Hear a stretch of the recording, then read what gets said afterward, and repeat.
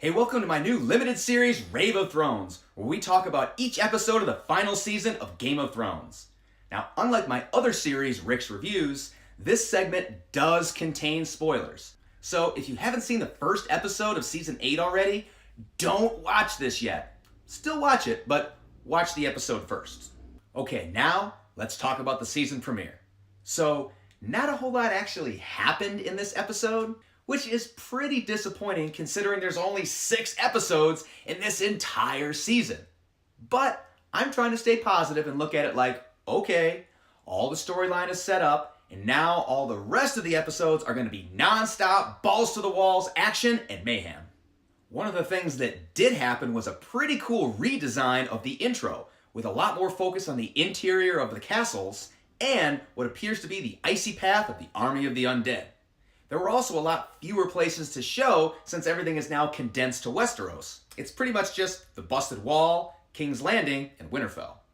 The episode opens with Jon riding into Winterfell with Daenerys by his side, and people aren't too happy with the King of the North relinquishing his crown to a foreign ruler.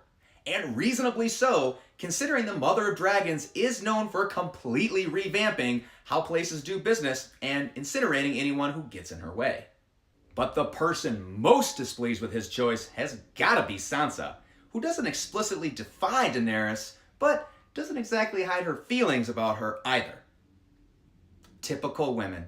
The entire world is about to be cannibalized by an army of undead, yet they still find time to be jealous of each other. They even act all passive-aggressive during a strategic meeting on how to survive. Do you think maybe we can take all this female jealousy and set it aside, while we figure out how mankind is gonna survive? See, that's the difference between guys and girls. If Robb was still around, he probably wouldn't be too happy about bending the knee to Dany either. But he'd be giving Jon some serious fist bumps for nailing a queen, not to mention the Mother of Dragons. Speaking of which, there's some weird sexual power dynamics going on in this show. Jon's hooking up with Dany, and now Euron, the show's latest psychopath who you love to hate, is banging out Cersei. Which again, typical women. Both of these dudes show up at a queen's doorstep, arrogant, disrespectful, and now they're getting laid. I guess even in medieval times, the still got all the chicks. There was also some pretty weird sexual tension between Arya and Gendry. I know there's a pretty big age gap there, but are they going to end up hooking up too? Then Jon rode a dragon. That was pretty cool. And Dany's all like, keep your queen warm. Which would have been way smoother had Jon said it. But Dany knows what she wants, and I like that. And then, when Dany said she wanted to stay there for 1,000 years, it totally reminded me of when Jon and Ygritte were in the cave, and she said she never wanted to leave. Then, sometime later, Jon ends up having to fight her. Which makes me wonder if this was maybe some kind of very subtle foreshadowing in that Dany is going to have the same fate as Ygritte, and Jon will have to fight her for one reason or another. One of those reasons might be that now Jon knows he's the rightful heir to the Iron Throne. Yeah, he gave up his crown as King of the North, but he didn't say shit about Lord of the Seven Kingdoms and Protector of the Realm. Can't imagine Dany's going to take that news very well, especially when she does the math and realizes she's been sleeping with her nephew. Kind of sounds like a scenario from one of those fetish porns you watch online. I'm really curious as to how this whole relationship is going to play out. Could go any number of ways. Except a 3-way. Only Bronn's getting that these days. Although, since there were 3 women, that technically makes it a 4-way. Well done, Bronn. Now all we need to know is Bronn going to take up Cersei on her offer of assassination? The Lannister boys have been pretty good to him over the years. Is he really only about himself and making that money like he always says? Or does he have some allegiance after all? I guess we'll find out. On that note, the only person who actually does get killed in this episode is that poor Umber boy, who apparently was the only one left in his family.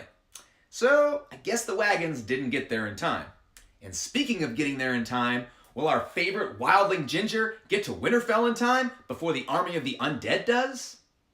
Then we've also got a sick dragon situation going on. Are they just depressed because they lost their brother? Do they have some kind of Westerosi dragon flu? or something even worse that we don't even know about.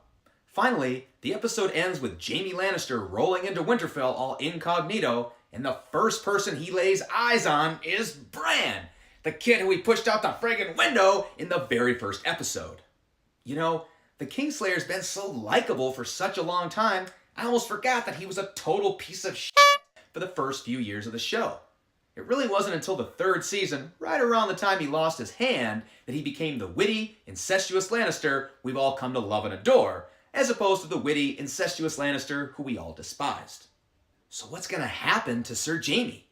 From what I saw on the sneak peek for next week's episode, things don't look too good for him. There's a lot of pissed off Starks, and one very pissed off Targaryen who have some serious beef with this dude. And it isn't even like he rode up with any kind of leverage. He can't summon the Lannister army, and now the Queen wants him dead. So for the first time ever, he is totally on his own with no support whatsoever. Is he going to make it?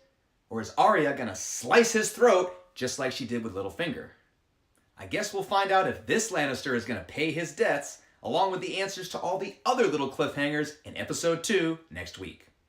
Well, I guess kind of a lot did happen in this episode storyline-wise, just not action-wise. But I think we're set up for a pretty badass episode 2, and I'm really looking forward to watching it this week.